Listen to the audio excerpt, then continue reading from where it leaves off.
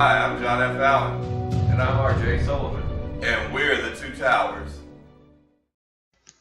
What's up, everyone? Welcome to the Two Towers Talk Show, Daredevil Season 2 Final Trailer Breakdown.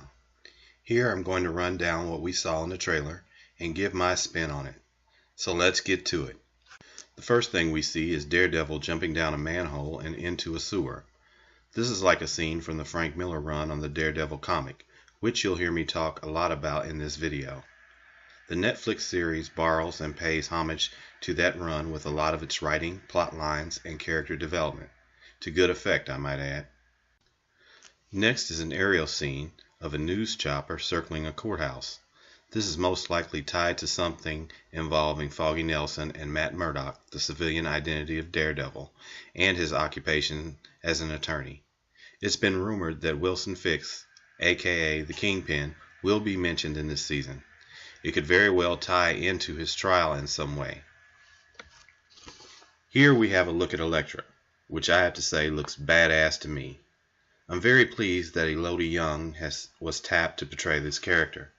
Not only does she have a martial arts background, but she also lends an affinity to the comics depiction of the character, which unfortunately Jennifer Garner didn't in her interpretation of Elektra in the 2003 Daredevil film, which starred Ben Affleck. It's so awesome that Stick has returned for his second season of the show. Scott Glenn does an amazing job as the character, and I'm guessing that his role will be expanded and better fleshed out than in season 1. Here we get a nice look at the Hand. This is the Ninja Clan, which appeared in season 1 and was led by Nobu, a character believed to have been killed in a confrontation with Daredevil. The Hand was a very integral part of the Frank Miller run on Daredevil in the comics. Speaking of Nobu, we see a mysterious figure carrying a Kusuragama. This is the name of the weapon in which Nobu carried and used in season 1. Yes, I knew exactly what the weapon was because I'm a martial artist and a collector of Japanese weapons. It will be interesting to see whether this is in fact Nobu, as in the comics the Hand has been known to resurrect the dead through mystical means. This appears to be some sort of sarcophagus with kanji, Japanese characters engraved on it. I can't help but think that this is tied to some overarching plotline which involves the invoking of a demon or demons. This is very in line with the Hand from the comics. Here is a young girl in a cage who looks frightened. This reminds me of the Black Sky plotline from season 1. This girl is kept in very similar conditions as the boy from last year, and because Stick was successful in killing him, it stands to reason that the Hand would find another to replace him. Next we have ninjas scaling the walls of a building, which is so cool.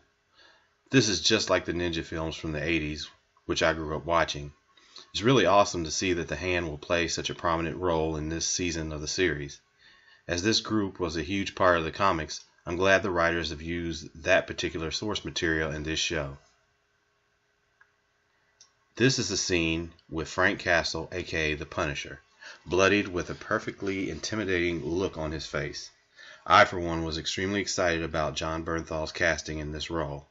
I think he adds a gritty realism and earnest interpretation of the character, which the previous films fell short of achieving. After seeing him in the trailers and still pics, I feel as though it's as if he were born to play Frank Castle.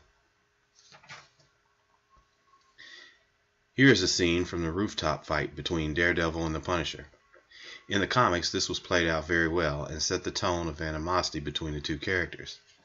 The idea that both of them are so strongly convicted to their goals to rid the city of criminals shows the parallels between them, and yet their methods define the distinction which separates them and how far they are willing to go to achieve those goals. Next we have Elektra and Matt in the throes of passion. They always have had a very passionate and sensual relationship, albeit not particularly healthy from an emotional standpoint. There is a clear reason why they are perfect for each other and at the same time toxic. I think of all the romances Matt Murdock has had in the comics over the years, he and Elektra share the most interesting and deadly. Elektra told him in this scene that should he stand in her way, she'd kill him. This is something that fits very much with the darkness, which is such a key component to Elektra's character. I couldn't even imagine taking Jennifer Garner seriously trying to deliver that line. Elodie Yung does it, and you believe it without question. So, that about wraps up things with this breakdown of the Daredevil Season 2 final trailer. Please let us know what you think in the comments below. Is there something that I missed?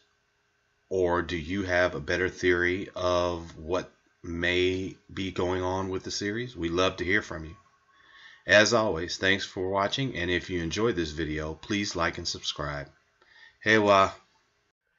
Be sure to check out our advertising partner, DC and Marvel, a universal alliance. They are a friendly Facebook community who offer digital comic book giveaways, games, tournaments, and viewing parties. Follow the link below and give them a look. You'll be glad you did. The Two Towers Talk Show is sponsored in part by Showtime Cinema in Mooresville, Indiana. Their friendly staff is always willing to go the extra mile to make your movie-going experience an enjoyable and memorable one. Enjoy the comfort of their new cushioned seating in their spacious auditoriums, and while you're there, be sure to stop by the concession stand and purchase some popcorn where real butter topping is an option.